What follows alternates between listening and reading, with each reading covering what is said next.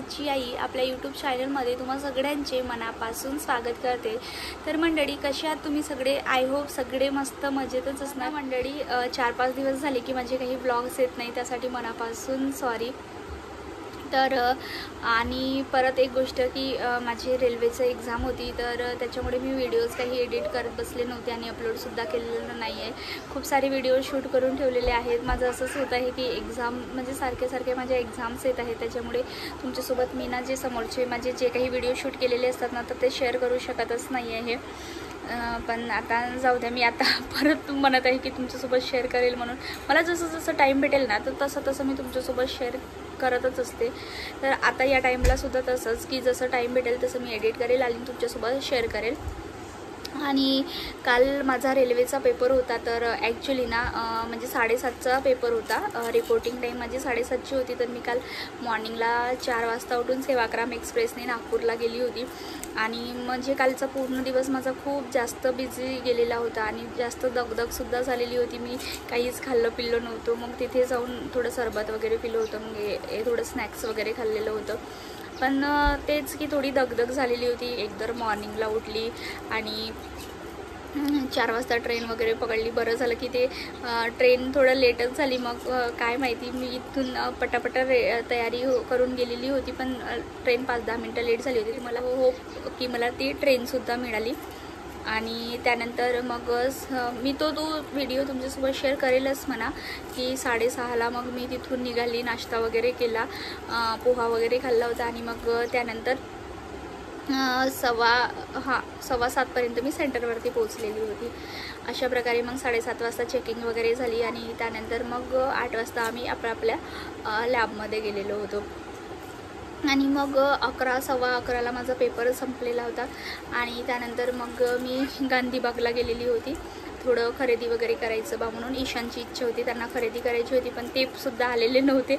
मी तिथे गांधीबागमध्ये इकडे तिकडे अशी फिरत बसली होती, सो त्याच्यामुळे ते मग पुन्हा उन्हामध्ये फिरत होते, त्याच्यामुळे ते पुन्हा दगदग झाली। आणि मग त्यानंतर कार्तिक म्हणाले की ठीक आहे, तू पण थोडी शॉपिंग करूनच घे, तुला जर जे काही घ्यायचं असेल ते।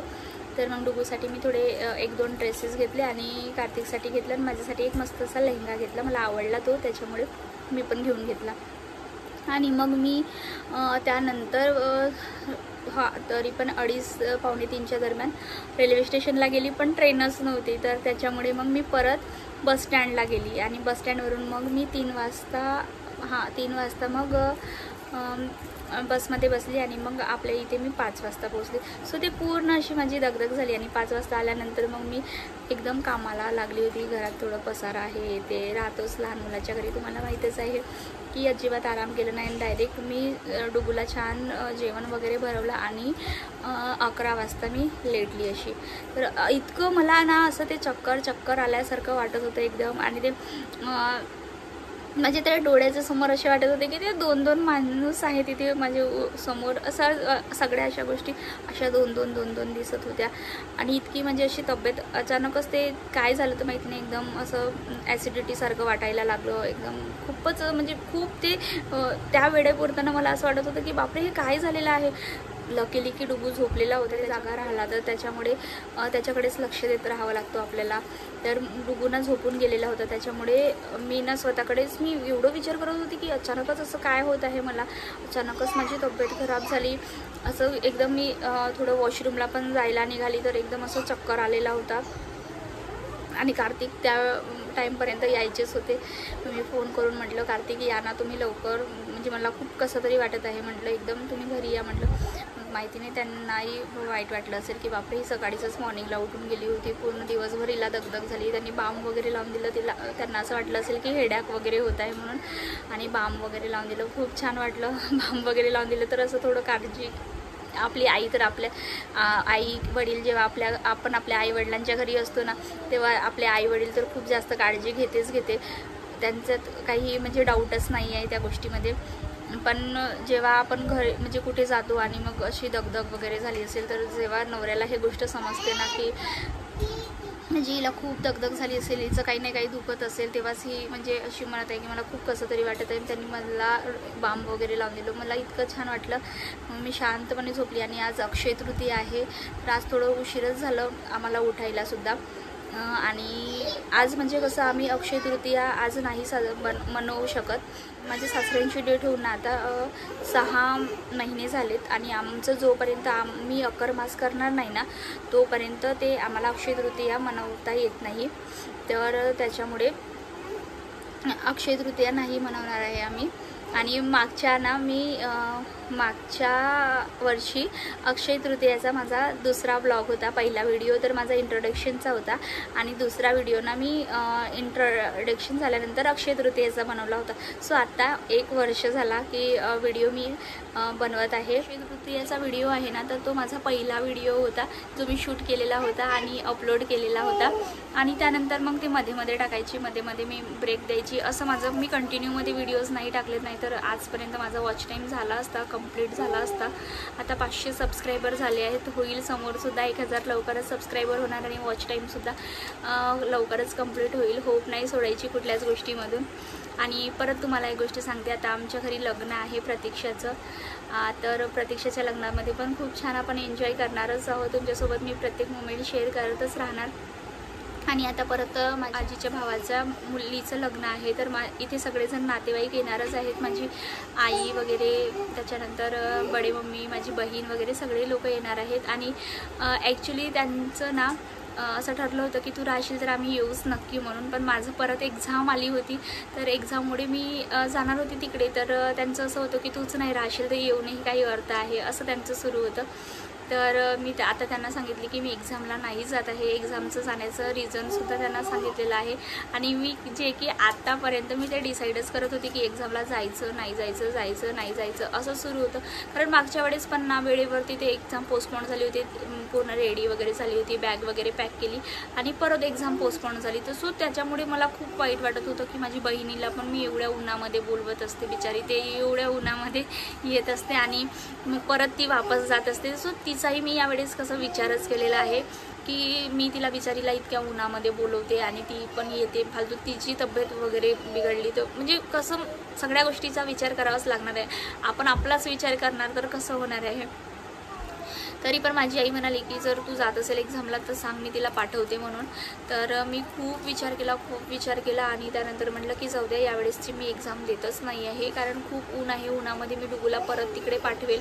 आणि म्हणजे मी पॉझिटिव्हच विचार करते, निगेटिव्ह विचार करत नाही. पण मी त्याच्यापासून कधी तो 5 मिनिट म्हणजे दूर नाही राहिलेली आहे. तोही माझ्यापासून 5 मिनिटही असा कधी दूर राहिलेला नाही आहे की त्याला सोडून मी खूप 2-3 दिवसासाठी कुठे गेलेली आहे आणि तो राहिलेला आहे, असंही नाही झालेलं आहे. आता ठीक आहे, मी इथल्या इथे एक्झाम देते त्याच्यामुळे काही फरक नाही पडत. आणि मेन म्हणजे त्याचे बाबा राहतात त्याला बघायला, तर मी नाही राहिली तर त्याचे बाबा राहतात. पण तिकडे आईकडे कसं मीही नाही राहणार आणि त्याचे बाबा पण नाही राहणार, तर त्याच्यामुळे कसं मुलं अंग सोडून देतात, त्याला त्याचे पॅरेंट्स दिसत नाही. तर त्याच्यामुळे उन्हामध्ये त्याला आई घेऊन जाईल किंवा माझी बहीण आली तर माझी बहीण घेऊन गेली असती त्याला आणि तो 2-3 दिवस राहिला असता. आणि परत जर तब्येत पाणी वगैरे खराब झाली असती तर माझी ते चिंता राहिली असती, काळजी राहिली असती की अरे डुगू बरोबर आहे, नाही आहे, आईकडे राहिला असता तर तो ठीकच राहिला असता, काही प्रॉब्लेमच नव्हतं, ते सगळे त्याला हँडल करूनच घेतात.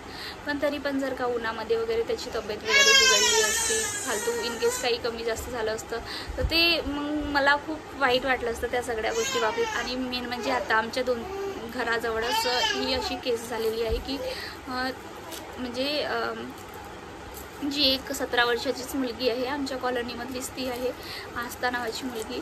आणि माझ्यासोबत ती छान बॉन्डिंग होतं तिचं. आणि ती आमचं लग्न व्हायच्या अगोदर आमच्याच घरी ते लोक किरायाने राहत होते. आणि मग लग्न झाल्यानंतर त्यांना कसं रूम वगैरे खाली करावं लागलं, तर त्याच्यामुळे ते आमच्या घराचे 2-3 घर आहेत त्याच्यानंतर तिथे राहत होत्या. तर चांगलंच बॉन्ड होतं त्यांच्यासोबत. त्यांची मुलीची डेथ झाली तर त्याच्यामुळे कसं मला ते खूप वाईट वाटत होतं की बापरे, म्हणजे कसं होते यार. तिचं एकदम ती हायपोग्लायसेमियामध्ये गेली होती, व्हेंटिलेटरवरती होती गेल्या 8 दिवसापासून. आणि इतकी चांगल्या मुलीची डेथ झाली, त्या दिवशीच डेथ झाली तिची. मला खूप वाईट वाटत होतं की कधी काय होईल जीवनाचं सांगता येत नाही. आणि असेच ते मग कधी विचारच येतात आपल्या मनामध्ये, खूप साऱ्या थिंकिंग येतात की कसं काय होईल, आय होप तुम्ही समजलं असेल मला काय म्हणायचं आहे. तर परत असे ॲक्सिडेंटचे 2-3 केसेस आमच्या घराजवळच झालेले आहेत. तर त्याच्यामुळे मग म्हटलं त्या मनामध्ये खूप सारे विचार सुरू होते. त्याच्यामुळे मग म्हटलं जाऊ दे यार, यावेळेस नाही द्यायचं यार एक्झाम. काय मुलाचाही विचार करायचा, सगळ्या गोष्टीचा विचार करायचा, आपल्या बहिणीचाही विचार करायचा आहे. माझ्यामुळे मी तिला सारखं बोलवते आणि डुगूला मी परत तिकडे पाठवेल, तो राहील नाही राहील याचाही कधी मी बघितलेलं नाही आहे, विचारच केलेला नाही आहे. मी नुसतं माझंच विचार करत आहे असं म्हणून मग मी म्हटलं की जाऊ द्या यार, नाहीच देत आता एक्झाम यावेळेस. लगे तर पुढच्या वर्षी मी एक्झाम देऊन देणार. आईला वगैरे भोपाळला घेऊन जाणार, 1 महिना तिकडे स्टे करू आम्ही लोक. माझ्या मैत्रिणी खूप म्हणत आहे की चल एक्झामला जाऊया म्हणून, पण आत्तापर्यंत मी तो विचार होता. मग मी आत्ता काही वेळातच मी माझा प्लॅन चेंज केलेला आहे. आणि परत ना आता काश्मीरचा हल्ला झालेला आहे पहलगामचं, तर तो पण खूप विचार येत आहे की ते बिचारे पर्यटक छान फिरायला गेले होते आणि तसं ते हल्ला झालेला आहे. प्रत्येकाने आपापली फॅमिली गमावलेली आहे. त्यानंतर हे माझ्या घराजवळचं सुद्धा असं हे झालेलं आहे, तिची पण डेथ झालेली आहे. तर परत ॲक्सिडेंट झालेले आहेत असे 1-2 माझ्या घराजवळचे असे ॲक्सिडेंट वगैरे झाली. एक फॅमिली पूर्ण गेलेली आहे बिचारं. त्यांचंही काय, ते पोलीस ऑफिसर होते आणि त्यांनी काय की एका प्राण्याला वाचवायला गेलेले होते. तर तिकडून ट्रक आला आणि त्या ट्रकाने ती गाडीला सोडवलं. तर त्यामध्ये ते छोटा मुलगा मुलगी आणि हजबंड वाईफ दोन्ही म्हणजे 4ही लोक त्यांची डेथ झालेली आहे. सो अशा ज्या काही गोष्टी आहेत ना त्या अशा सगळ्या घडत आहेत, एकावर एक सारख्या घडून राहिलेल्या आहेत. तर ते डोक्यामध्ये खूप विचार सुरू आहे माझ्या की म्हणजे असं काही घडत नाही, पण तरी पण घडायलाही काही उशीर होत नाही. तर मग मला असं वाटते की आता सध्या ना म्हणजे माझं घरच सेफ आहे असं वाटते मला. त्याच्यामुळे मला कुठे जायची सुद्धा इच्छा होत नाही. तर सो असे सगळ्या ज्या गोष्टी आहेत ना त्या विचार केल्या.